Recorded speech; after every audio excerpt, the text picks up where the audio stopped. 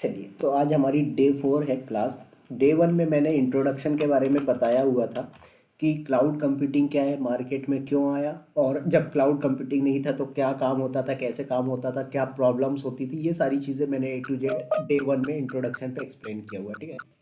उसके बाद डे 2 में मैंने आप लोगों को बताया हुआ था कि, सॉरी मैं इसका टॉपिक भी लिख देता हूँ। तो डे 1 में मैंने इंट्रोडक्शन के बारे में बताया था, सिर्फ ए डब्ल्यू एस का ए डब्ल्यू एस बोल रहा हूँ, अजोर का इंट्रोडक्शन दिया था मैंने आपको। डे 2 में मैंने बताया था हाउ टू क्रिएट वीएम, ठीक है। तो अगर आपको अजोर क्लाउड के अंदर वर्चुअल मशीन क्रिएट करना है तो आप कैसे क्रिएट करेंगे, ये चीज़ मैंने बताई हुई थी। डे 3 में मैंने आप लोगों को बताया हुआ है हाउ टू क्रिएट वीनेट, ठीक है, जिसे हम लोग वर्चुअल नेटवर्क भी बोलते हैं। तो ये 3 चीज़ें हमने डिस्कस की थी आज। हाँ बोलिए। ये बात है। आपका वॉइस नहीं आया, क्या बोले। ठीक है, डे 4 में आज हम डिस्कस करने वाले हैं how to create peering connection. तो ये चीज़ हम लोग डिस्कस करेंगे, ठीक है। तो आप रिजवान सर, आपका ये वीएम कैसे क्रिएट होता है, वीनेट कैसे क्रिएट होता है, ये दोनों चीज़ें कवर हो जाएगी। सिर्फ इंट्रोडक्शन रहेगा, वो आप वीडियो से कवर कर लेंगे, ठीक है। चलिए, थोड़ा सा समझते हैं कि ये हाँ ठीक है, कोई दिक्कत नहीं।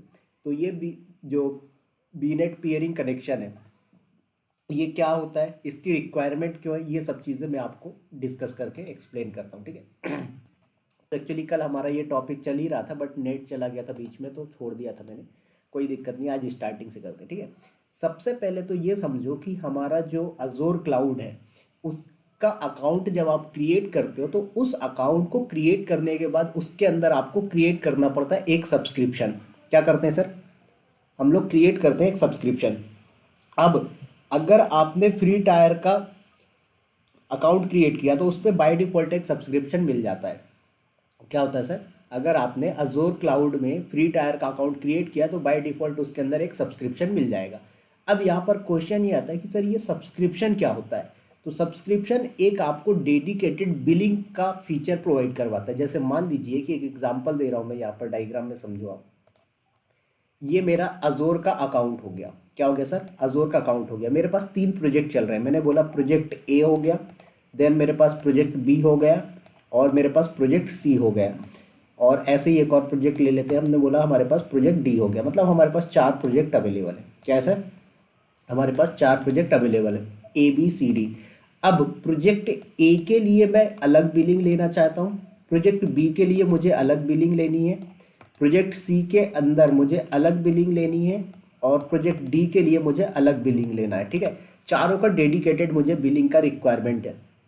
तो अगर मैं बात करूं AWS क्लाउड की, तो AWS क्लाउड में जनरली ये पॉसिबल नहीं होता। तो हम क्या करते हैं, वहाँ पर मल्टीपल अकाउंट्स क्रिएट करते हैं। क्या करते हैं सर, मल्टीपल अकाउंट। प्रोडक्शन का अकाउंट अलग होता है, स्टेजिंग का अकाउंट अलग होता है, डेवलपमेंट का अकाउंट अलग होता है, टेस्टिंग का अकाउंट अलग होता है। तो AWS में क्या होता है, आपको एक अकाउंट के ऊपर एक ही बिलिंग बनेगा।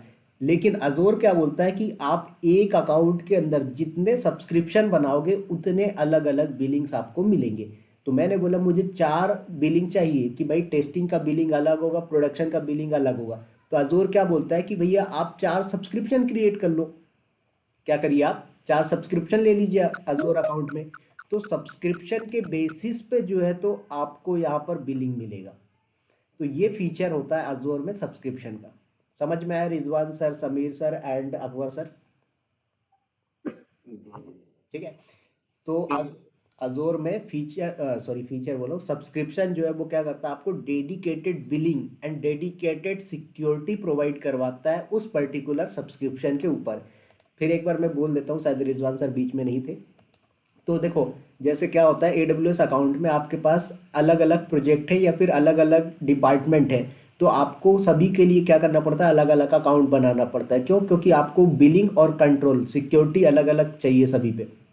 प्रोडक्शन के लिए अलग सिक्योरिटी और अलग बिलिंग चाहिए, डेवलपमेंट के लिए अलग सिक्योरिटी एंड अलग बिलिंग चाहिए, प्रोडक्शन के बाद आपका डेवलपमेंट आ गया और स्टेजिंग आ गया, तो उनके लिए भी अलग अलग चाहिए। तो ऐसे ही अजोर में भी होगा।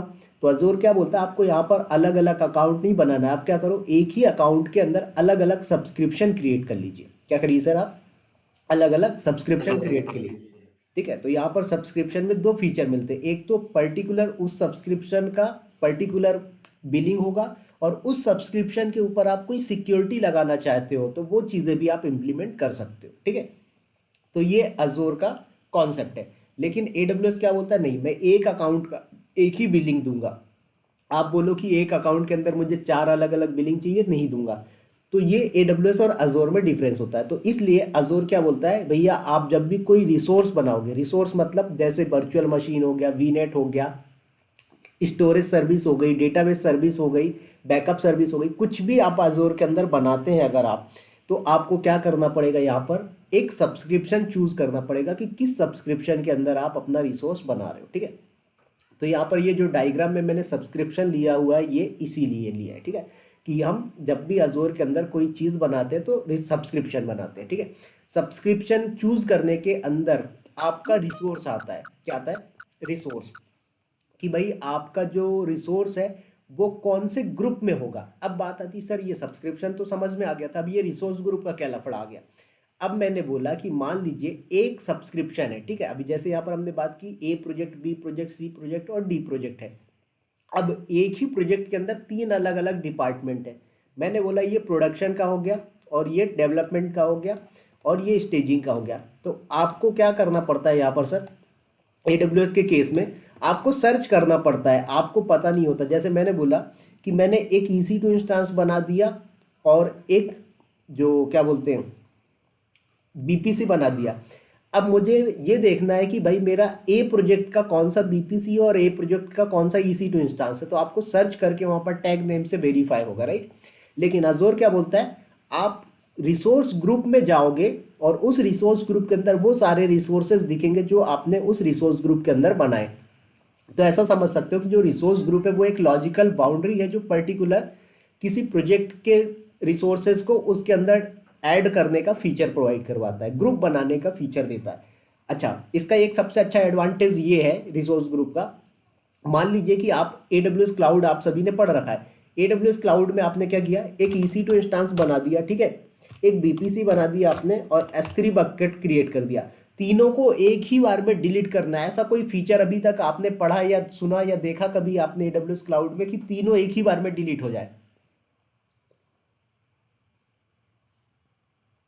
यस और no? Rizwan sir, Sameer sir, Akbar sir, Syed sir.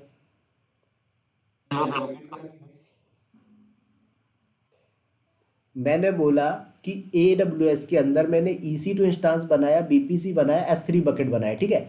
अब बनाने का टाइम तो एक एक करके आपने तीनों को क्रिएट किया, और उसके बाद यहाँ पर जब हमने डिलीट कर दिया, क्या कर दिया, जब हमने डिलीट कर दिया, सॉरी डिलीट कर दिया नहीं, डिलीट करेंगे, तो आपको एक एक करके करना पड़ेगा। आप EC2 सर्विस पे जाओगे तो EC2 डिलीट करोगे, BPC पे जाओगे BPC को डिलीट करोगे, S3 पे जाओगे S3 को डिलीट करोगे। लेकिन मैं चाहता हूँ कि तीनों एक ही क्लिक पे डिलीट हो जाए। ऐसा पॉसिबल है क्या AWS क्लाउड के अंदर?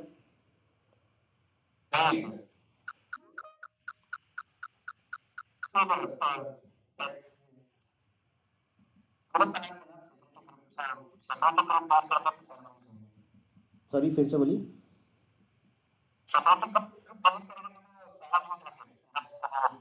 नहीं नहीं, सिक्योरिटी ग्रुप का यहाँ पर कोई लेना देना ही नहीं है भाई। S3 बकेट में आप कहाँ सिक्योरिटी ग्रुप ऐड करते हो बताइए?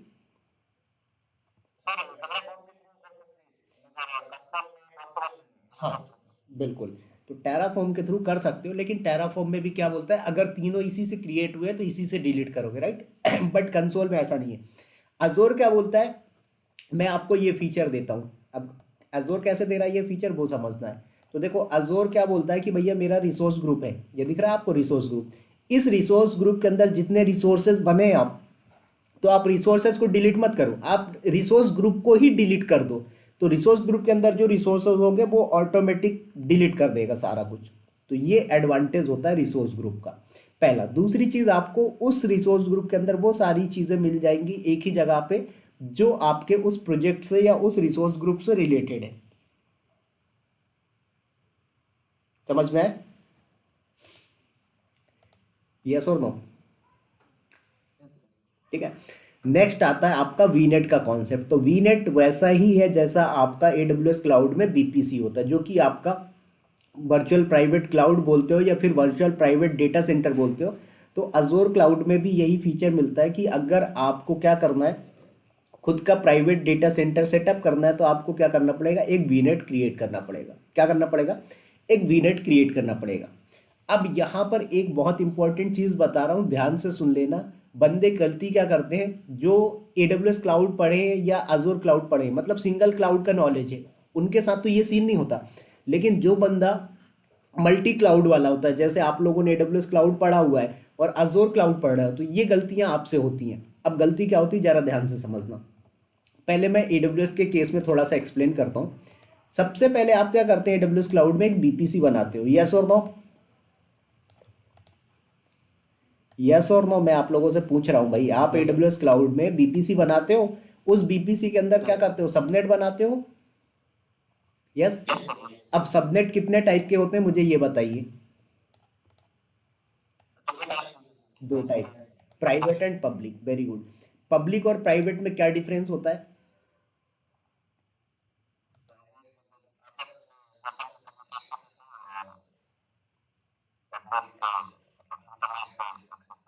Very good. अब ऐसा मान के चलो मैं नॉन टेक्निकल बंदा हूँ और मैं आपसे ये पूछ रहा हूँ कि मैं डिसाइड कैसे करूँगा कि किसको पब्लिक बनाना, कैसे प्राइवेट, मतलब वे क्या होता है, जो पब्लिक है उसको कैसे पब्लिक बनाते हैं और जो प्राइवेट है उसको प्राइवेट कैसे बनाया जाता है?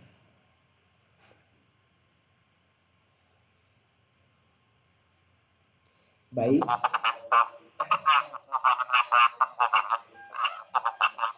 नहीं, ऐसा नहीं, ऐसा नहीं, देखो क्या होता है।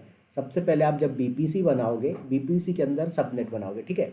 अब सबनेट के बाद हमारे पास दो तीन चीज़ें क्रिएट होती हैं। पहला एक आता है IGW का कॉन्सेप्ट, इंटरनेट गेटवे का, ठीक है। तो इंटरनेट गेटवे आप क्रिएट करोगे और अटैच कर दोगे BPC पे, ठीक है। ये तो कॉमन है, इसका कोई मतलब फंडा ही नहीं है। तो ये आपने इंटरनेट गेटवे बनाया और आपने दे दिया कहाँ पर, आपने BPC पे। अब आपने सबनेट है, अब भाई अगर आपका इंटरनेट BPC पे है तो दोनों सबनेट पे भी आ जाएगा। तो यहाँ पर इसके लिए AWS क्या बोलता है, भैया आप राउट टेबल लगाइए। क्या करिए, एक राउट टेबल लगाइए। अब ये राउट टेबल क्या होता है, इसमें डिफाइन होता है कि भैया कौन सी ट्रैफिक कहाँ से आएगी और कहाँ से जाएगी, ठीक है। तो आपने क्या किया, दो राउट टेबल बनाए, ध्यान से समझना अभी, मैं थोड़ा सा एक सेकेंड, चलिए। तो यहाँ पर आपने क्या किया, राउट टेबल बना दिया। तो मैंने बोला ये पब्लिक वाला राउट टेबल हो गया, ठीक है। PRT का मतलब पब्लिक, सॉरी पब्लिक लिख ही देता हूँ, पब्लिक राउट टेबल हो गया, ठीक है। अब उसके बाद आपने क्या किया, एक और राउट टेबल बनाया प्राइवेट वाला। अभी ध्यान से समझना, बहुत इंपॉर्टेंट कॉन्सेप्ट बता रहा हूँ, इंटरव्यू का भी है और रियल इंडस्ट्री में यही बंदे गलतियाँ करते हैं। तो यहाँ पर क्या किया कि आपने एक और राउट टेबल बनाया जो कि आपने प्राइवेट बनाया। अब राउट टेबल कोई पब्लिक और प्राइवेट कब होता है, ध्यान से समझना। आपने जब राउट टेबल बना दिया, तो उस राउट टेबल के अंदर अगर आप, सॉरी पब्लिक नहीं, ये प्राइवेट होगा, ठीक है। तो अगर आपने कोई राउट टेबल बनाया और उस पे अगर आपने क्या कर दिया, 0.0 वाला जो इंटरनेट का ग्लोबल एड्रेस है, ये AWS के टर्म में बात कर रहा हूँ मैं, ठीक है। तो अगर आपका ये वाला एड्रेस आपने कहाँ पर डाल दिया, अपने राउट टेबल पे, और इस राउट टेबल पे आपने इंटरनेट गेटवे बता दिया कि आपकी जो ट्रैफिक है इंटरनेट गेटवे से आएगी और जाएगी, तो ये पब्लिक बन गया। और जब आप प्राइवेट बनाते हो ना, तो यहाँ पर आपका क्या होता है कि ये वाला जो 0.0 एड्रेस है ये अलाउड नहीं होता, पहली चीज़। दूसरी चीज़, हम इस पे इंटरनेट गेटवे अटैच नहीं करते। तो जब इस पे इंटरनेट गेटवे अटैच नहीं होगा तो ये हमारे सबनेट तक इंटरनेट भी प्रोवाइड नहीं करवाएगा, ठीक है। अटैच का मतलब ये होता है कि एसोसिएट कर रहे हो, ठीक है, क्योंकि राउट टेबल में जो पाथ जाएगा वो बाहर कैसे जाएगा, भाई आपका ट्रैफिक है, आप घर से बैठ के यूट्यूब चला रहे हो, फेसबुक चला रहे हो, तो आपका ट्रैफिक कहाँ जाता है, पहले आपके ISP पे जाता है, इंटरनेट सर्विस प्रोवाइडर पे जाता है। फिर इंटरनेट सर्विस प्रोवाइडर क्या करता है, उसको इंटरनेट तक भेजता है। तो ऐसे ही है कि भाई आपका ये इंटरनेट गेटवे इंटरनेट प्रोवाइड करवा रहा है कंप्लीट BPC पे, लेकिन जो BPC का ट्रैफिक है या सबनेट का ट्रैफिक है वो बाहर इसी से जाएगा और इसी से अंदर आएगा। तो अगर आपने किसी राउट टेबल पे इंटरनेट गेटवे का पाथ ऐड कर दिया और इंटरनेट 0.0 पाथ ऐड कर दिया तो वो पब्लिक बन जाता है, और अगर आपने ऐड नहीं किया तो वो प्राइवेट रहता है। समझ में आ गया अभी? चलिए। तो ये AWS के केस में था, ठीक है। अब जरा अजोर के केस में सुनना क्या कहानी होती है, ठीक है। अजोर पूरा इस कॉन्सेप्ट को ही अलग कर देता है दुनिया से।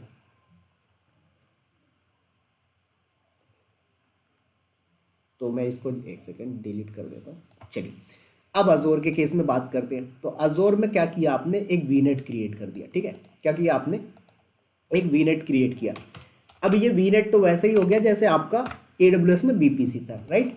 तो आपने यहाँ पर वीनेट क्रिएट किया। अब वीनेट के बाद आपने जब सबनेट क्रिएट कर दिया, क्या कर दिया सर आपने, वीनेट के अंदर आपने सबनेट क्रिएट कर दिया। तो यहाँ पर पब्लिक और प्राइवेट सबनेट जैसा कॉन्सेप्ट तो होता है, बट ये दो चीज़ों पे डिपेंड करता है। वो दो चीज़ें कौन कौन सी होती हैं, आपने अगर कोई VM क्रिएट किया अजोर के अंदर, क्या किया सर आपने, कोई आपने अजोर क्लाउड में VM क्रिएट कर दिया, और उस VM पे अगर पब्लिक IP है, क्या है सर, अजोर क्लाउड पे अगर आपने एक वर्चुअल मशीन बनाया और उस वर्चुअल मशीन पे कोई पब्लिक IP डली हुई है, और आपके NSG पे, नेटवर्क सिक्योरिटी ग्रुप पे, आउटबाउंड का पोर्ट अलाउड है, तो वो आपका पब्लिक बन के काम करेगा। बात आ गई समझ में क्या, अगर VM पे पब्लिक IP है, ठीक है, ध्यान देना, VM पब्लिक IP और NSG आउटबाउंड अलाउड,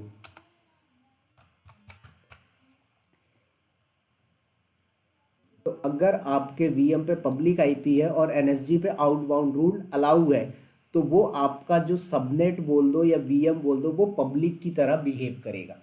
क्या करेगा, पब्लिक की तरह बिहेव करेगा। और अगर आपके VM पे पब्लिक IP नहीं है और NSG पे आउटबाउंड अलाउड नहीं है, तो वो प्राइवेट की तरह बात करेगा, प्राइवेट की तरह बिहेव करेगा। ये बहुत इंपॉर्टेंट होता है, समझ में आए। इसमें ये राउट टेबल वाला फंडा नहीं होता कि राउट टेबल पे आपने अगर सबनेट को एसोसिएट कर दिया तो पब्लिक बनेगा, सबनेट एसोसिएट नहीं किया तो प्राइवेट ने, ऐसा कोई फंडा ही नहीं है इसका। समझ में आ गया, क्या बोल रहे हैं। नहीं नहीं नहीं, राउट टेबल है, राउट टेबल, लेकिन क्या करता है कि कौन से पाथ से कैसे जाएगा ट्रैफिक, वो सब के लिए, कंट्रोल के लिए। आपके VM को पब्लिक प्राइवेट करने के लिए राउट टेबल का कोई रिलेशन नहीं है यहाँ पर, ठीक है। चलिए, तो आते हैं जरा वापस से हम हमारे कॉन्सेप्ट पे। तो एक मिनट रुकिएगा, हेलो, करता हूँ मैं, थोड़ा काम करूँ, 12:30 तक, ठीक है। तो यहाँ पर मैंने क्या बोला आप लोगों को कि आप यहाँ पर पढ़ रहे हैं वीनेट पियरिंग का कॉन्सेप्ट। तो अब वीनेट पियरिंग का कॉन्सेप्ट क्या होता है जरा ये समझना है, ठीक है। तो एक सेकेंड, इस डायग्राम को जरा मैं स्पेंड से ओपन करता हूँ।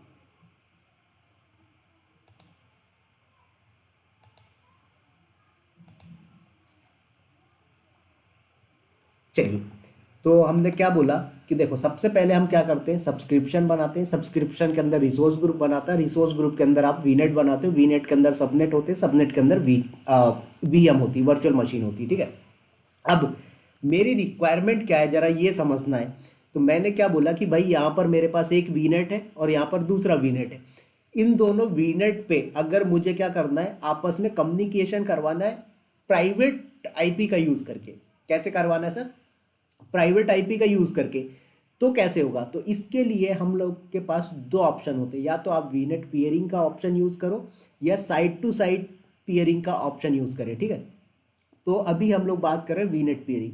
तो आज का जो मेन एजेंडा है वो क्या है कि भाई मेरे पास दो सबनेट हैं, उन सबनेट सॉरी दो वीनेट है, उन वीनेट के अंदर सबनेट बने हुए हैं, सबनेट के अंदर मेरे पास वर्चुअल मशीन है, और उन वर्चुअल मशीन की प्राइवेट IP के थ्रू एक दूसरे को पिंग कर पाना चाहिए। ये हमारा एजेंडा है, ठीक है। अब जरा समझना कि अगर मैं प्राइवेट IP यूज़ ना करूँ, पब्लिक IP यूज़ करूँ तो क्या होगा। देखो, फॉर एग्जांपल ये आपका वर्चुअल मशीन है, ये पब्लिक है, ठीक है, मतलब इस पर पब्लिक IP डली हुई है और आउटबाउंड अलाउड है, ये वाला भी अलाउड है।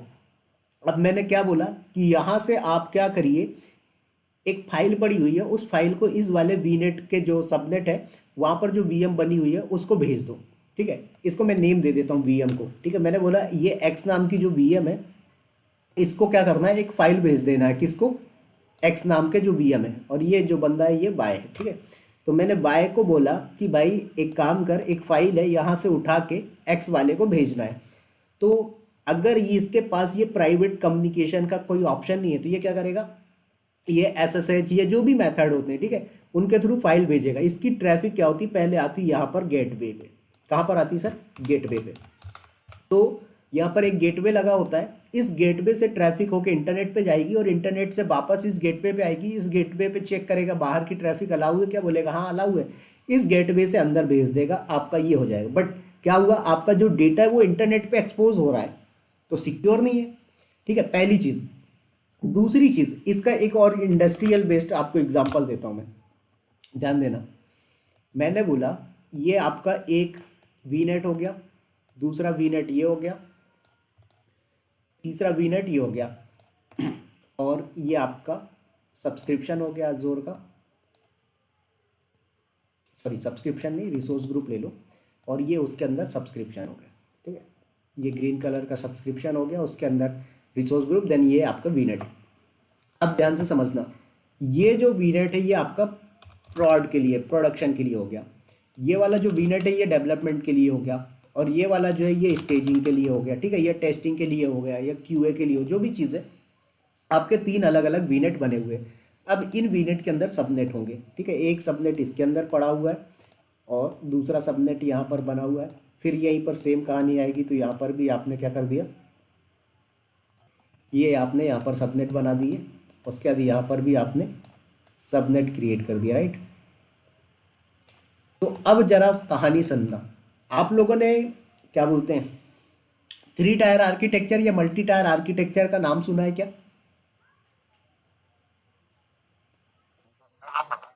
थोड़ा सा बताएंगे क्या सुना है और क्या जानते हो, 3 टायर आर्किटेक्चर क्या होता है?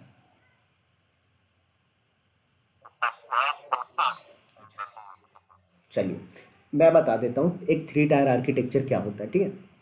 3 टायर आर्किटेक्चर में आपकी 3 लेयर पे सिक्योरिटी चलती, ठीक है। पहला होता है वेब, उसके बाद होता है ऐप, उसके बाद होता है डीबी, ठीक है।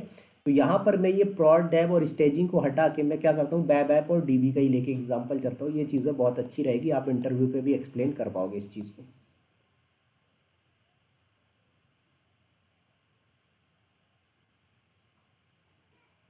चलिए, तो मैंने क्या बोला कि भाई ये जो आपका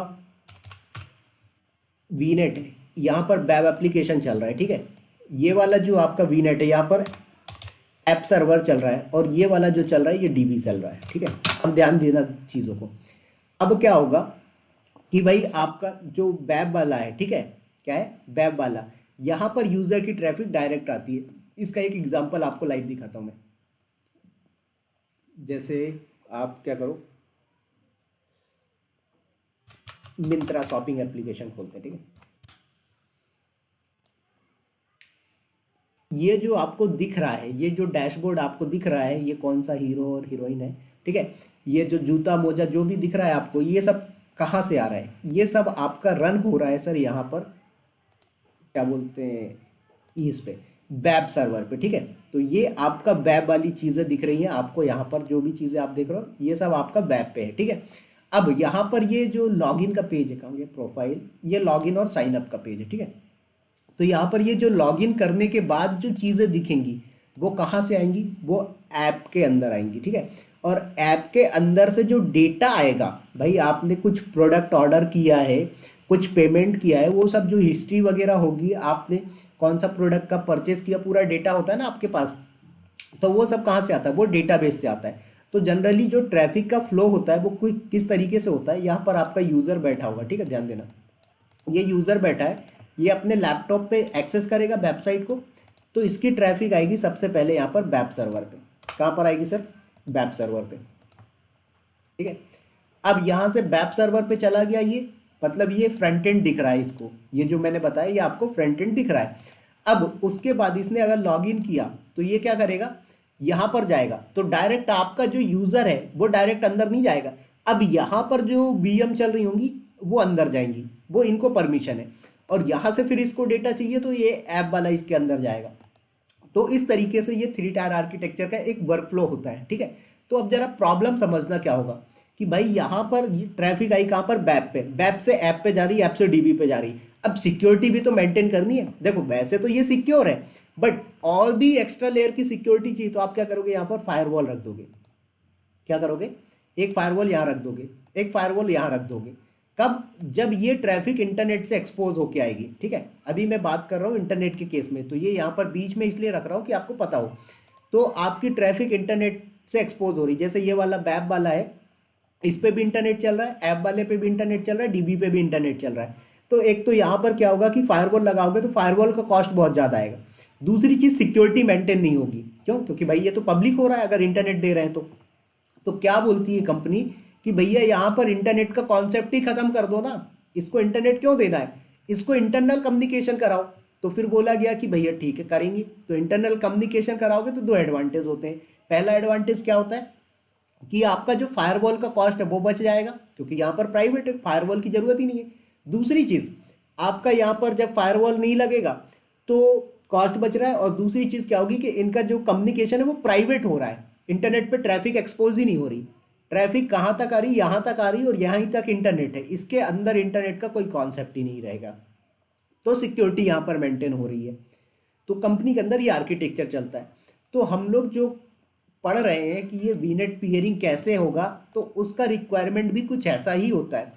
मान लीजिए मैंने एक एप्लीकेशन बनाया नॉर्मल, मैं वहाँ पर 3 टायर आर्किटेक्चर ना लेके 2 टायर आर्किटेक्चर ले रहा हूँ। तो मैंने बोला कि भाई मेरा जो वेब सर्वर है या एप्लीकेशन सर्वर है वो इस पे चल रहा है, और डेटाबेस यहाँ पे। अब मैं चाहता हूँ कि यहाँ पर डेटाबेस जो है रखा हुआ है, डायरेक्ट दूसरे सबनेट से या दूसरे वीनेट से डेटा उठ के आ जाए। तो इन दोनों के बीच पहले कम्युनिकेशन तो होना चाहिए। अब कम्युनिकेशन कराने के दो ही तरीके हैं, पहला या तो इंटरनेट का तरीका यूज़ करो, या दूसरा है कि भाई पियरिंग वगैरह का कॉन्सेप्ट यूज़ करो। तो इसलिए हमें ये वीनेट पियरिंग का कॉन्सेप्ट पढ़ना पड़ रहा है। समझ में आया इंडस्ट्री में कहाँ पर यूज़ होता है वीनेट पियरिंग का कॉन्सेप्ट। चलिए, तो आते हैं जरा और हम करेंगे इसकी लैब को सेटअप, ठीक है। तो जरा मुझे 2 मिनट दो, पानी पी लूँ, फिर करते हैं कंटिन्यू।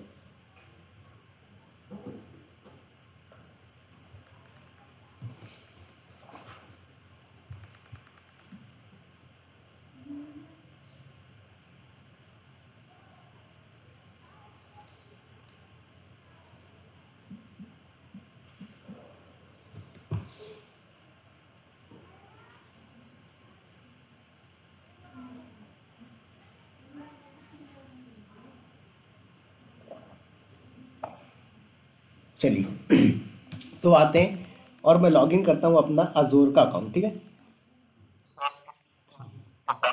हाँ बोलिए।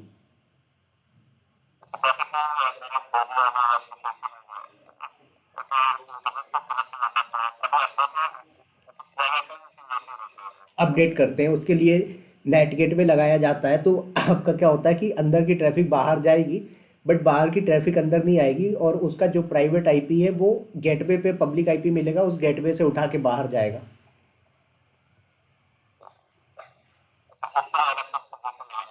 हाँ हाँ, उसके लिए हम लोग नेट गेटवे का कॉन्सेप्ट यूज़ करते हैं, पढ़ेंगे आगे वो भी, ठीक है। चलिए, तो आते हैं जरा और करते हैं हम इसकी लैब। तो यहाँ पर मैं अजोर अकाउंट लॉगिन कर लेता हूँ।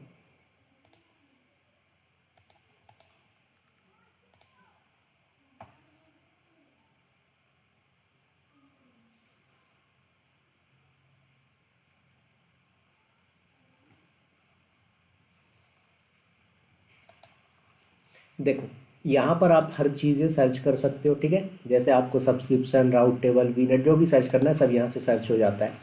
उसके बाद यहाँ पर आप क्लिक करोगे तो यहाँ पर ऑल सर्विसेज पे जाओगे तो यहाँ पर सारी सर्विसेज आपको मिल जाएंगी, जैसे AWS में जाके आपको मिल जाती है, ठीक है।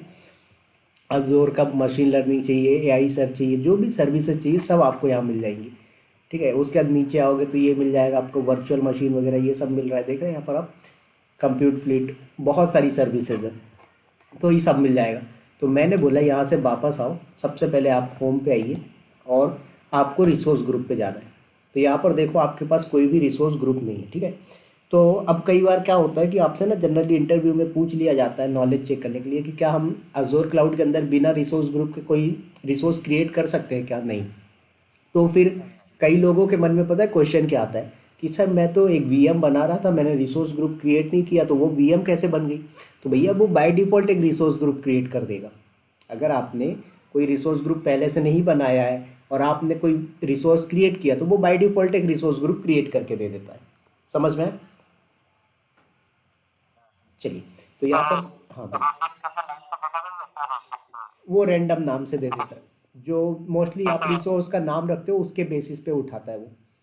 जैसे मैंने कल एक वीएम बनाई थी, उस वीएम पे मैंने नाम रखा हुआ था डेमो वीएम, तो वो उसका न्यू रिसोर्स या डेमो ऐसा कुछ करके रखा था। मतलब रिसोर्स ग्रुप रखेगा और डेमो वो रख देता है, रिसोर्स के नाम पे रख लेता है वो।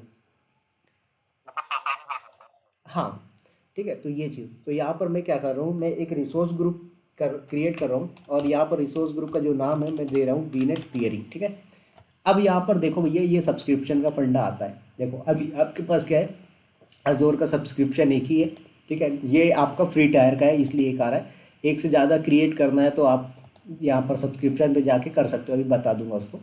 फिर उसके बाद यहाँ पर आपका रिसोर्स ग्रुप का नाम और किस रीज़न पे बनाना है। अब कई लोगों के मन में ये क्वेश्चन भी आता है कि सर हमने रिसोर्स ग्रुप जिस रीज़न पे बनाया है, क्या हमारे रिसोर्सेज भी उसी रीज़न पे होने चाहिए।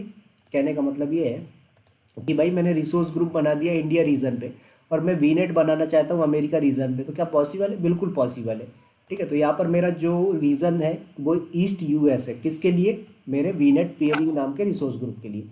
नेक्स्ट करो, यहाँ पर ये टैग पूछ रहा है जो आप AWS क्लाउड में देते थे टैग नेम वगैरह, वही चीज़ है। तो आप यहाँ पर टैग और उसकी वैल्यू दे सकते हो। मैंने बोला रिव्यू एंड क्रिएट।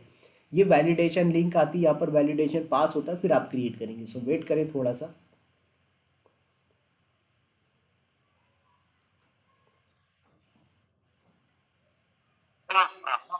हम्म,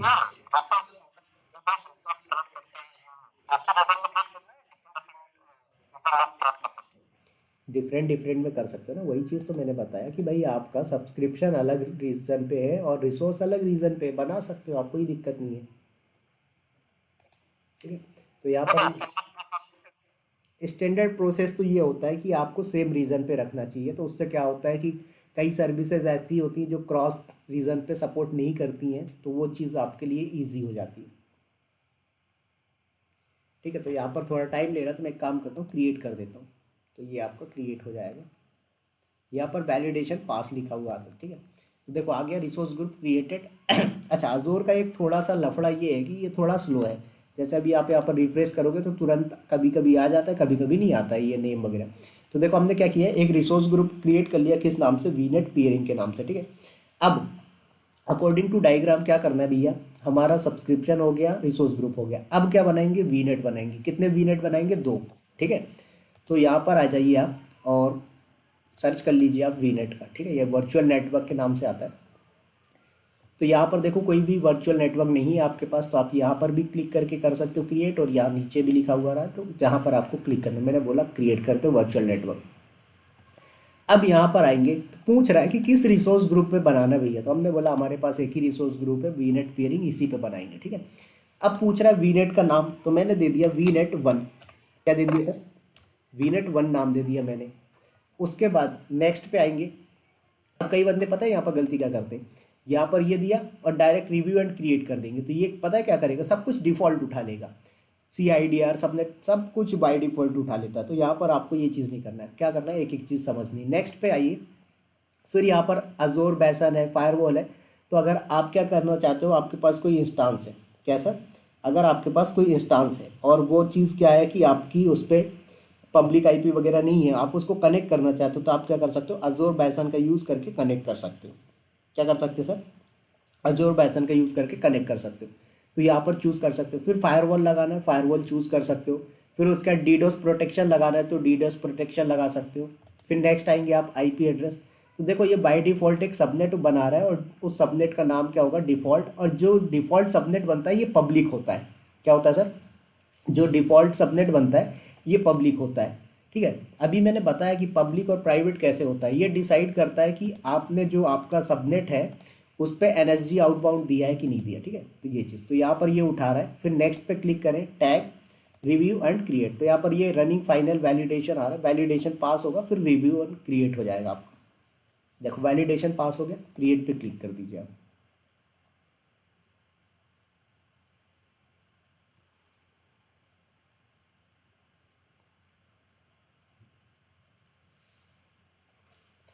तो वेट करें, ये डिप्लॉयमेंट प्रोग्रेस पे क्रिएट हो जाएगा। थोड़ा सा टाइम लेता है, AWS के कंपेयर में ये स्लो होता है।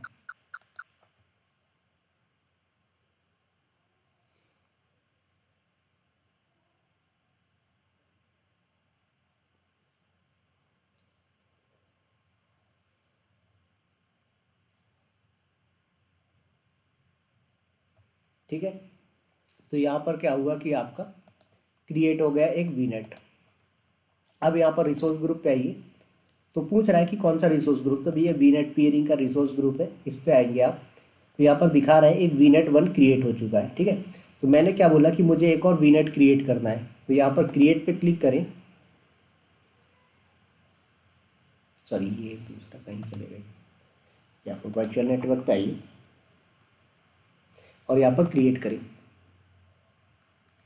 देखो यहाँ पर अब वीनेट और सब्सक्रिप्शन, तो यहाँ पर रिसोर्स ग्रुप में सेम लेके चल रहा हूँ, सब्सक्रिप्शन भी सेम है। अब इसका नेम तो मैंने यहाँ पर ले लिया वीनेट 2।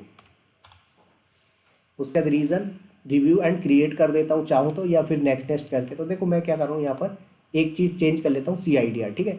तो वहाँ पर मैंने जो CIDR लिया हुआ है वो कुछ और लिया है, तो यहाँ पर मैं डिफाइन कर देता हूँ, ठीक है। जो वीनेट 1 है इसका जो CIDR उठाया है इसने 10.0.0/16 उठाया हुआ है इसने, ठीक है।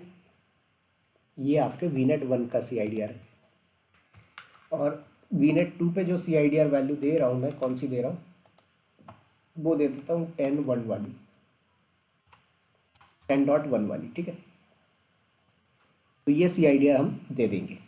समझ में आया यहाँ तक सभी को? चलिए, तो कहाँ हो गया, हाँ। तो यहाँ पर आपका ये CIDR पाएंगे, यहाँ पर आपको क्या करना है, CIDR में चेंजेस करना है। क्या करेंगे सर आप, यहाँ पर CIDR में चेंजेस करेंगे। अच्छा, कई बंदों के मन में पता क्या क्वेश्चन आता है कि सर ये वीनेट पियरिंग का जो कॉन्सेप्ट है ना, ये क्या सेम रीजन पे सपोर्टेड होगा या क्रॉस रीजन पे होगा। तो ये आप सेम रीजन पे भी कर सकते हो, डिफरेंट रीजन पे भी कर सकते हो, और आप चाहते हो कि इसको डिफरेंट अकाउंट पे करना है तो भी कर सकते हो आप। जैसे मान लीजिए कि रिजवान सर ने अपना खुद का अकाउंट बनाया और उनके अकाउंट पे एक वीनेट बनाया और मेरे अकाउंट पे एक वीनेट बनाया, और मैं उन दोनों को आपस में प्राइवेट कम्युनिकेशन करवाना चाहता हूँ, तो वहाँ पर भी वीनेट पेयरिंग सपोर्टेड है। समझ में आया? हम्म, ठीक है। तो यहाँ पर हम OCIDR को चेंज कर देते हैं, इसको ले लिए 1, और यहाँ पर /16 है, नेक्स्ट कर दीजिए आप, tag and review and create पे।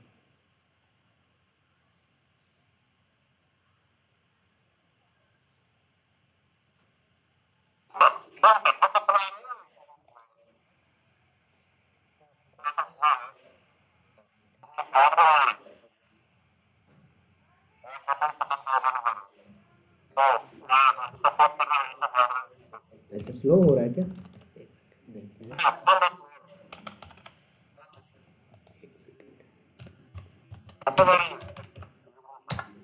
नहीं, बोल दिया करो ऐसा, कंफ्यूज हो तो। स्पीड तो सही आ रही है। चलो, हो सकता है थोड़ा सा ब्राउजिंग स्पीड स्लो हो।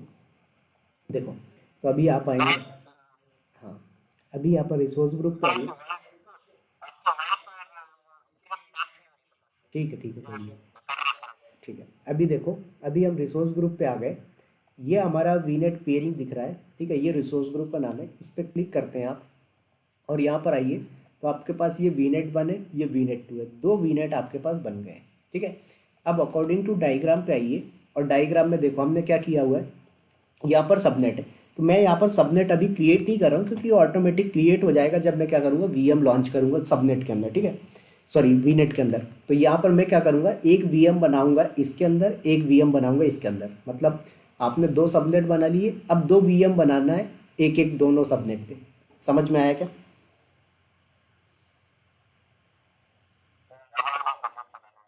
हाँ, सबनेट नहीं, अलग अलग VM बनानी, अलग अलग VNet पे, ठीक है। तो यहाँ पर आएंगे आप, और यहाँ से वर्चुअल मशीन पे क्लिक करेंगे आप। तो यहाँ पर देखो कोई भी वर्चुअल मशीन नहीं है हमारे पास, तो ये हमारा प्लस का निशान दिख रहा है क्रिएट करने का, इस पर क्लिक करेंगे आप, वर्चुअल मशीन पे क्लिक करिए।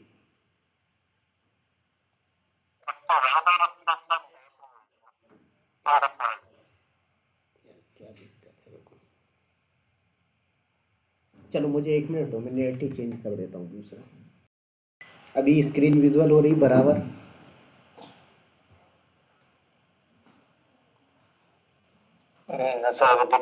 ठीक है। अब तो ठीक है, तो हम यहाँ पर क्या कर रहे हैं, वीएम लॉन्च करेंगे। और जब यहाँ पर आप क्या कर रहे हो, वीएम लॉन्च करोगे तो यहाँ पर रिसोर्स ग्रुप चूज़ करना है। तो रिसोर्स ग्रुप मेरा क्या है, वीनेट पेयरिंग है, ठीक है। फिर यहाँ पर वर्चुअल मशीन का नेम, तो वर्चुअल मशीन का नेम मैं क्या दे रहा हूँ, ध्यान देना, वीनेट 1-VM, मतलब वीनेट 1 के अंदर वीएम बनाया है मैंने, ठीक है। उसके बाद यहाँ पर आपको रीज़न चूज़ करना है, तो मैंने अभी बताया रीज़न सेम भी रख सकते हो, डिफरेंट भी रख सकते हो, कोई दिक्कत की बात नहीं है, ठीक है। तो यहाँ पर हमने क्या कर दिया कि डिफरेंट भी रख सकते हैं, सेम भी रख सकते हैं, तो हमने सेम रखा, नो प्रॉब्लम। फिर अवेलेबिलिटी ऑप्शन होता है यहाँ पर कि अवेलेबिलिटी जोन चूज़ करना है या आपको virtual machine scale set choose करना है। फिर उसके बाद यहाँ पर अवेलेबिलिटी जोन 1 रखना है या कितने रखने हैं, 2-3, तो मल्टी अवेलेबिलिटी जोन भी ले सकते हो। फिर सिक्योरिटी टाइप यहाँ पर, तो ट्रस्टेड लॉन्च वर्चुअल मशीन, इसे हम लोग टीपीएम के कॉन्सेप्ट से कॉल करते हैं, ठीक है। जो आपका हार्डवेयर आते हैं उन पर टीपीएम का कॉन्सेप्ट चलता है, तो ये आप ले सकते हो। फिर यहाँ पर आपको इमेज कौन सी लेनी, तो मैंने उबंटू की ले लिया। फिर यहाँ पर आर्किटेक्चर, उसके बाद यहाँ पर साइज़, तो देखो ये बोल रहा है कि भैया ये जो साइज़ है ये इस सब्सक्रिप्शन पे सपोर्टेड नहीं है, तो हम क्या करते हैं, दूसरा ले लेते हैं, ये वाला, ठीक। आप उसके बाद यहाँ पर अथेंटिकेशन का मेथड, तो यहाँ पर जो अथेंटिकेशन है मैं पासवर्ड वाला लेके चल रहा हूँ। अब यहाँ पर ध्यान दो कि AWS के क्लाउड में क्या होता है कि अगर आपने कोई EC2 इंस्टेंस क्रिएट किया है तो वहाँ पर की पेयर ही क्रिएट होगा, पासवर्ड का ऑप्शन डायरेक्ट नहीं देगा। हाँ, बाद में आप क्या कर सकते हो, उस EC2 इंस्टेंस को कनेक्ट कर लो, फिर उसके बाद उसकी फाइल में जाके आप उसका पासवर्ड अथेंटिकेशन इनेबल कर दो, वो सब कर लो, वो लिनक्स के अंदर मिल जाएगा, राइट। बट डायरेक्टली AWS ऐसा नहीं देता, लेकिन यहाँ पर अजूर क्या बोलता है, मैं देता हूँ। इसका पासवर्ड क्या रख, सॉरी यूज़र नेम क्या रखते हैं हम, VM1 पासवर्ड में सेट कर देता हूँ, ठीक है। पासवर्ड मैंने जो भी अपने अकॉर्डिंग सेट कर दिया। उसके बाद इनबाउंड रूल, तो यहाँ पर देखो मैं HTTPS भी अलाउ कर देता हूँ। फिर डिस्क पे नेक्स्ट पे क्लिक करोगे तो डिस्क पे लेके जाएगा कि कौन सी डिस्क चाहिए, कितना चाहिए, वो सब चीज़ें। फिर नेक्स्ट नेटवर्किंग पे आएंगे, ये इंपॉर्टेंट है, ध्यान रखना नेटवर्किंग का फंडा यहाँ पर, ठीक है। तो वेट करेंगे, थोड़ा सा स्लो लोड हो रहा है।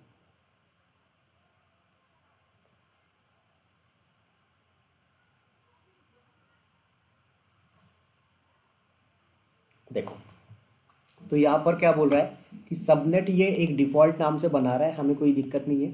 यहाँ पर वीनेट जो है 1 लेके चल रहे हैं हम, पब्लिक आईपी ये बना रहा है। और देखो मैंने पब्लिक आईपी क्रिएट नहीं किया, तो इसका नेम क्या रख रहा है, न्यू वीनेट 1 VMIP, तो ऐसे ये नेम ऑटोमेटिक रखता है। फिर उसके बाद यहाँ पर NIC नेटवर्क सिक्योरिटी ग्रुप लगाना है, तो आप ये लगा लीजिए। उसके बाद नेक्स्ट यहाँ पर आ जाएंगे आप, तो इनबाउंड रूल्स। उसके बाद यहाँ पर delete public IP and NIC when VM is deleted, तो ये कर दीजिए आप। फिर लोड बैलेंसर का ऑप्शन है, तो हम पढ़ेंगे आने वाले टॉपिक पे। फिर मैनेजमेंट पे आ जाइए यहाँ पर, तो ये सब आपका बैकअप वगैरह के फीचर्स हैं जो मैं आपको पहले एक्सप्लेन कर चुका हूँ। फिर मॉनिटरिंग का है, फिर एडवांस पे जाएंगे, तो ये सब वो एडवांस लेवल की चीज़ें, ऑप्शन है आपका, जो मैं पहले एक्सप्लेन कर चुका हूँ डे 1 पे, डे 2 पे, ठीक है। तो यहाँ पर आप रिव्यू एंड क्रिएट कर दें तो आपका एक वर्चुअल मशीन क्रिएट हो जाएगा।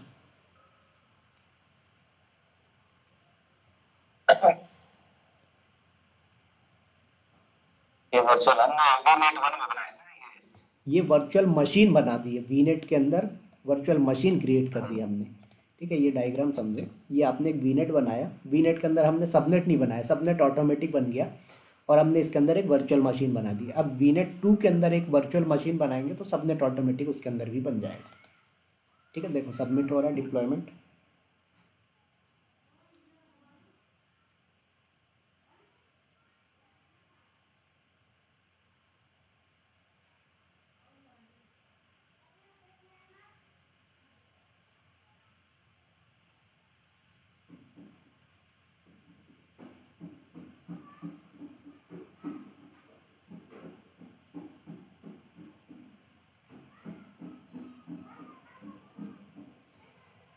ठीक है, सो वेट करें यहाँ पर।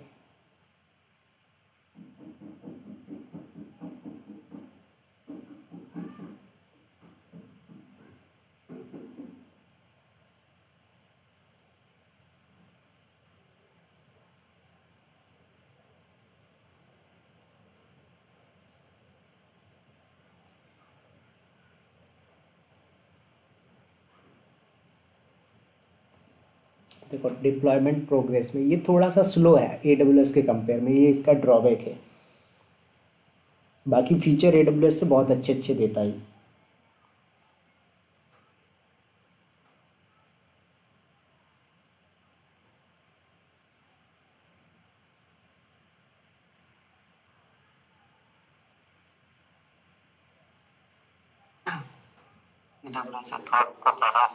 हम्म, हाँ। तो यहाँ पर गो टू रिसोर्स पे करो। ये आज से नहीं, 2019 से ऐसा ही स्लो है। थोड़ा सा तो पहले से फिर भी हो गया है, बट ऐसा ही स्लो था ये। तो देखो VM बन गई आपके पास। अब हमें क्या करना है, एक और VM बनाना है। तो यहाँ वर्चुअल मशीन पे आइए, तो दिखा रहा है कि ये एक आपका वर्चुअल मशीन बन चुका है। एक और क्रिएट करते हैं हम। तो यहाँ पर वर्चुअल मशीन पे क्लिक करिए और यहाँ पर आ जाइए। देखो रिसोर्स ग्रुप, तो मैंने VNet पेयरिंग लिया, वर्चुअल मशीन का नाम तो मैं VNet2-VM लेके चल रहा हूँ। फिर ये वही रीज़न अवेलेबिलिटी जोन चूज़ कर लो। तो ये सब वही है, कोई दिक्कत नहीं। यहाँ पर आपका ये सिलेक्टेड है। यहाँ पर पासवर्ड का ही टाइप लेके चल रहे हैं हम।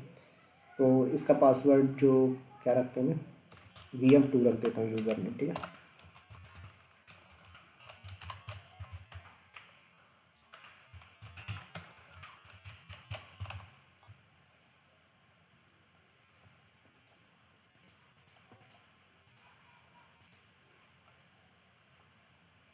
तो यहाँ पर देखो आपका VNet2 लेके चलेंगे आप। सबनेट ऑटोमेटिक उठा लिया, पब्लिक IP सब कुछ, अब कोई दिक्कत ही नहीं है। नेक्स्ट नेक्स्ट करके रिव्यू क्रिएट कर, डायरेक्ट भी कर सकते हो, कोई दिक्कत नहीं।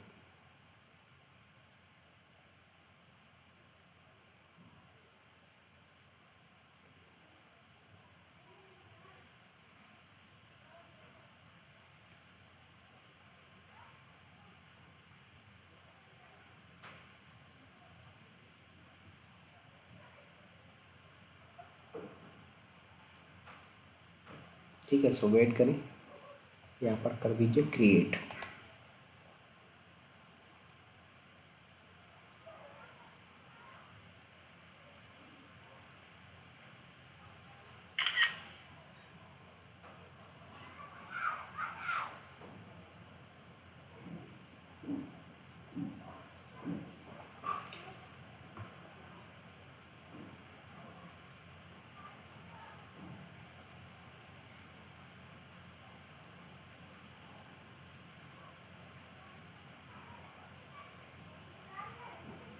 ओके, सो डिप्लॉयमेंट हो रहा है। तो हो गया, और अब प्रोग्रेस में दिखा। अभी ये प्रोग्रेस में ही रहता है।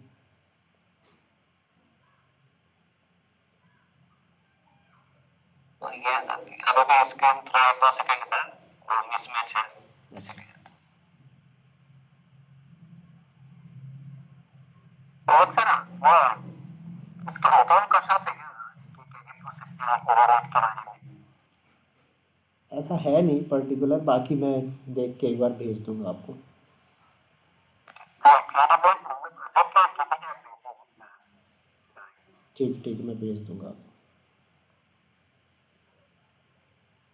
तो बहुत टाइम बहुत बहुत टाइम का कर सकते हैं दूसरा छोड़ दो बहुत का उसका कराना शुरू कराना। दूसरा ऑप्शन बताया तो था, साइड टू साइड। तो हमारा डिफरेंस क्या बोल रहे हैं? क्या। जो आपका VNet पेयरिंग होता है, ये क्या होता है कि इजी टू सेटअप होता है। और जो साइड टू साइड होता है वो क्या होता है कि आपका जैसे ऑन प्रीमाइज डेटा सेंटर वगैरह सेटअप करने हैं, उनका यूज़ करते हैं। ठीक है, तो जैसे यहाँ पर आपकी VMs रेडी हो गई। अभी मैं कनेक्ट करता हूँ, ठीक है। तो यहाँ पर आएंगे आप, कनेक्ट पे क्लिक करेंगे। ये देखो, ये इसने दे दिया कि कमांड है ये। तो मैं पुट्टी पे ही कनेक्ट करता हूँ। तो यहाँ पर SSH हटा देंगे, क्योंकि ये आपका SSH ऑटोमेटिक उठा लेता है। देखो ये एक्सेप्ट करने को बोल रहा है, तो पासवर्ड पूछ रहा है, तो मैंने यहाँ पर पासवर्ड दिया।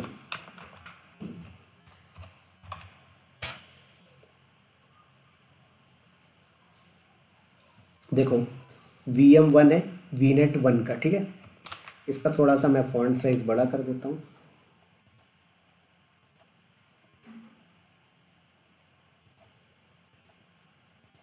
चलिए ठीक है, तो इसको हम थोड़ा सा लेके आते हैं यहाँ पर। चलिए तो इसको मैं मिनिमाइज करता हूँ अभी।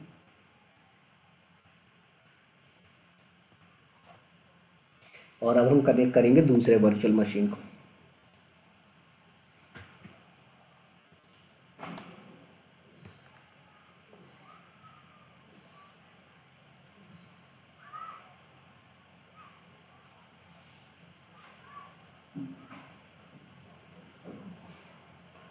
तो यहाँ पर आएंगे, कॉपी करेंगे,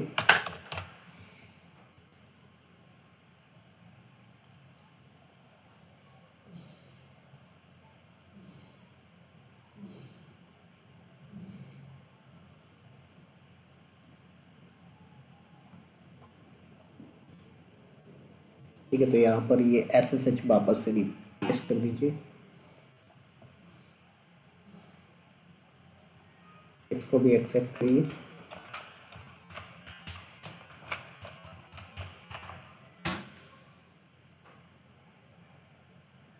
देखो कनेक्ट हो गया, इसको भी थोड़ा सा फॉन्ट साइज बड़ा कर दें।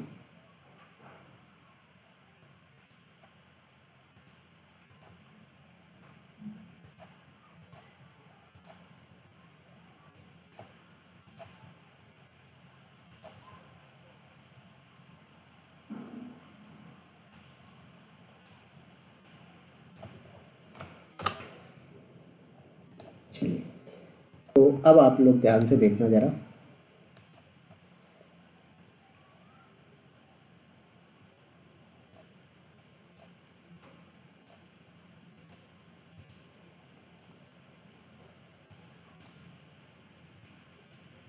ओके, सो ये आपका VNet1 का VM है, और ये देखो इसके होस्ट नेम से भी आपको समझ में आ रहा होगा कि ये VNet2 का VM है और ये वाला VNet1 का है, ठीक है।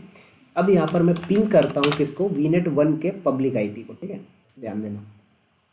सॉरी, VNet2 के, तो ये आपका VNet2 है, इसका VM जो है, ये पब्लिक IP कॉपी किया मैंने और इस पे बैठ के पिंग करता हूँ, किससे, वन वाले से।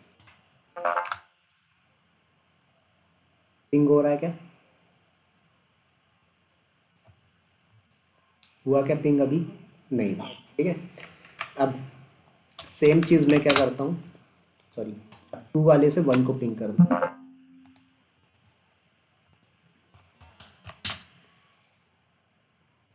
तो यहाँ पर आएंगे आप और वर्चुअल मशीन 1 का IP उठाएंगे।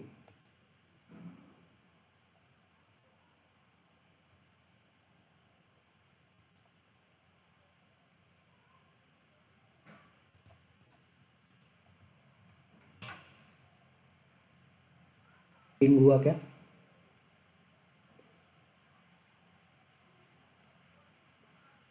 नहीं हुआ, राइट। क्यों नहीं हुआ, क्योंकि यहाँ पर आपका जो पिंग का ट्रैफिक है ICMP वो ब्लॉक है, ठीक है, पहली चीज़। दूसरी चीज़ आपका क्या है कि यहाँ पर जब आप इनको क्या करते हो, आपस में कम्युनिकेशन करवाना चाहते हो, तो ये एक दूसरे से जब अथेंटिकेटेड होते हैं तब अलाउ होते हैं, कहाँ से, प्राइवेट IP से। बट अभी हमने पब्लिक IP से कराया था, और पब्लिक IP से पिंग इसलिए नहीं हुआ क्योंकि इनका ICMP पोर्ट अलाउड नहीं है, ठीक है, सिक्योरिटी ग्रुप पे, इसलिए। तो यहाँ पर हम क्या करेंगे, हम प्राइवेट IP से करेंगे। तो पहले आ जाइए, कहाँ गया आपका ये, इसका प्राइवेट IP, चलो यहाँ पर तो दिख नहीं रहा है, नीचे दिख जाएगा शायद, ये दिख रहा है प्राइवेट IP एड्रेस। ये किसका प्राइवेट IP एड्रेस है सर, आपके VM1 का, वन का ही है ना, कहाँ गया, इसका नेम दिख रहा है आपको, हाँ, VNet1 का। तो 1 का है, तो मैं क्या करता हूँ, 2 वाले से पिंग करवाता हूँ, ठीक है।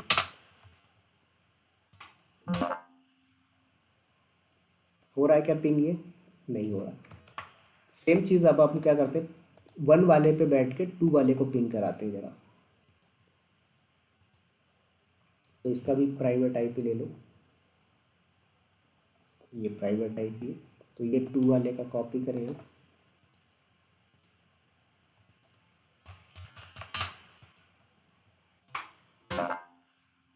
हो रहा है क्या पिंग, नहीं हो रहा।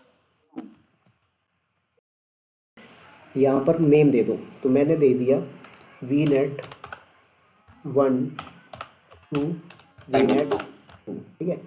उसके बाद सब्सक्रिप्शन और VNet, तो देखो आपने 1 से कर रहे हो 2 को, ठीक है, तो यहाँ पर 1 नहीं सिलेक्ट करोगे, यहाँ पर 2 सिलेक्ट करेंगे, ठीक है। एक सेकेंड, ठीक है। और देखो यहाँ पर आ भी रहा है local virtual network peering setting allow VNet 1 to access VNet 2, ठीक है। तो VNet 1 वाला जो है 2 को अलाउ कर लेगा। फिर उसके बाद यहाँ पर आपको गेटवे वगैरह लगाना है तो आप गेटवे के थ्रू भी अलाउ कर सकते हो। ये सब चीज़ें आपको तब बताऊंगा जब मैं नेट गेटवे वगैरह एक्सप्लेन करूँगा, ठीक है।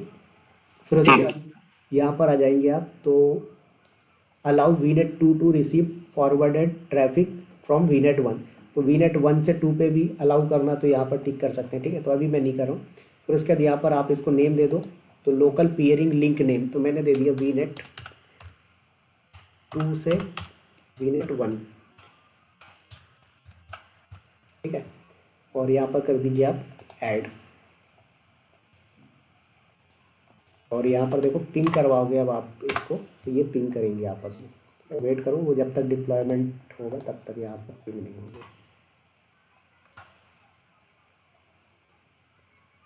ठीक है, सो वेट करना आपको।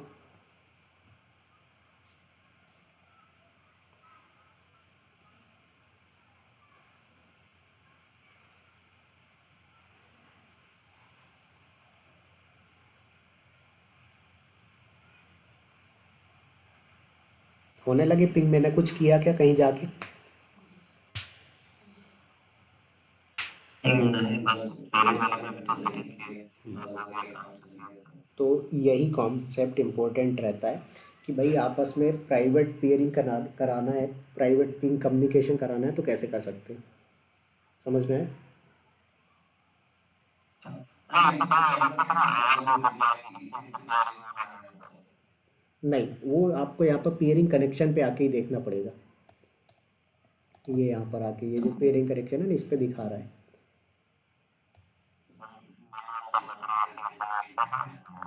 हम्म,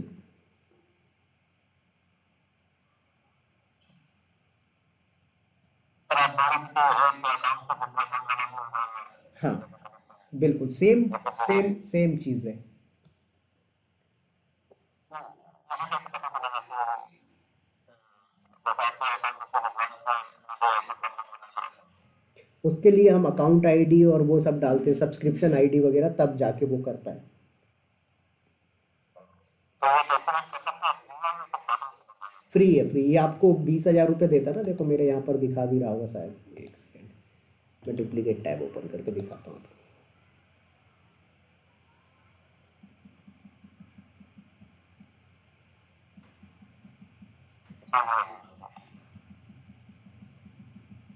ठीक है, ये फ्री टायर है, इसमें आपको 20,000 रुपये मिलते हैं। कहाँ गया, सब्सक्रिप्शन के अंदर आओगे,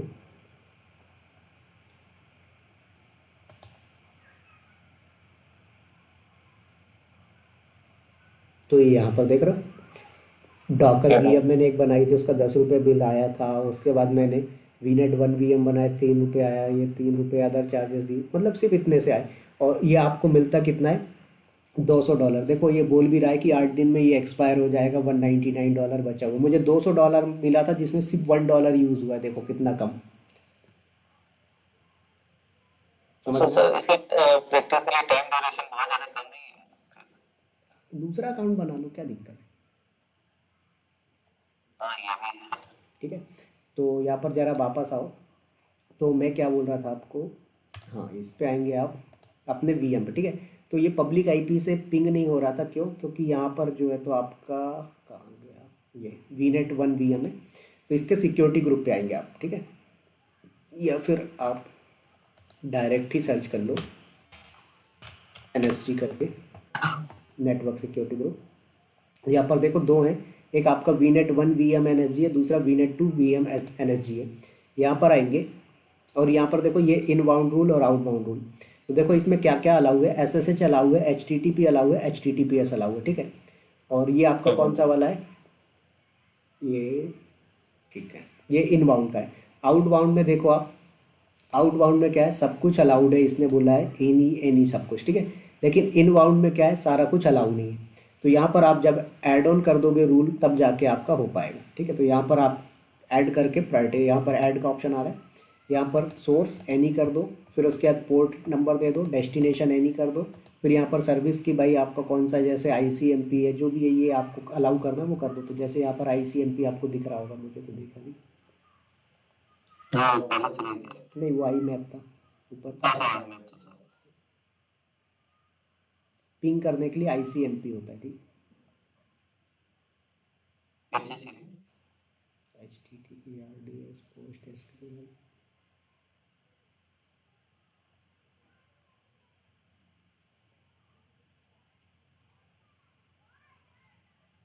इसमें आ गई क्या बात, ये है। ठीक है, यहाँ पर तो ये आपका आईसीएमपी अलाउ कर दोगे आप, तो यहाँ से ये पिंग करना स्टार्ट कर देगा।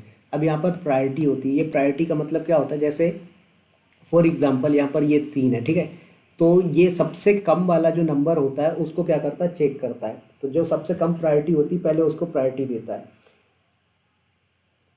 अब इसका मैं एक एग्जांपल देता हूँ।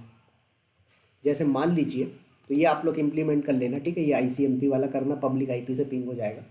तो मैं क्या प्रायोरिटी का बता रहा था, फॉर एग्जांपल मैं ऑल ट्रैफिक अलाउ करना चाहता हूँ, सॉरी डिनाई कर दिया। ठीक है, 2 रूल लगाया मैंने यहाँ पर। एक रूल मैंने लगाया, उसको प्रायोरिटी नंबर दे दिया 300। ठीक है, उस पर मैंने जो पोर्ट नंबर है ऑल दे दिया, 0 से लेके 65,000 तक के, और उसको मैंने अलाउ की जगह डिनाई कर दिया। क्या कर दिया, 0 से लेके 65,000 तक का जो पोर्ट नंबर है उसको मैंने क्या कर दिया, डिनाई कर दिया, और उसको प्रायोरिटी नंबर मैंने कितना दे दिया, 300। और फिर मैंने 310 प्रायोरिटी नंबर दिया और उस पर मैंने बोला एसएसएच अलाउ होना चाहिए। तो जब आपने एसएसएच करने की कोशिश करी तो वो आएगा इसके जोर के फायरवॉल पे, एनएसजी पे, और चेक करेगा कि भैया एसएस अलाउ है या नहीं। तो सबसे पहले वो कौन सा रूल पड़ेगा, 300 वाला। तो क्या बोलेगा, भैया इसमें तो सब ब्लॉक है, तो वो आपको 310 वाले पे लेके ही नहीं जाएगा। लेकिन यहीं पर आपने क्या कर दिया, प्रायोरिटी नंबर एसएसएच का आपने 300 रखा, और जो ऑल वाले डिनाई कर रहे हो उसका आपने 310 कर दिया। तो पहले तो एसएसएच आपने जब कनेक्ट करने की कोशिश करोगे अलाउ कर देगा, बाद में चेक करेगा कि ब्लॉक है। तो जो रूल नंबर कम होता है पहले उसको इम्प्लीमेंट करता है, वो अलाउ कर रहा है या डिनाई कर रहा है उस चीज़ के चेक करके डिसीजन लेता है। ये सेम कॉन्सेप्ट उस पर मिलता है जो अजोर के, सॉरी अजोर बोल रहा हूँ, एडब्ल्यूएस के नैकल में मिलता है ना।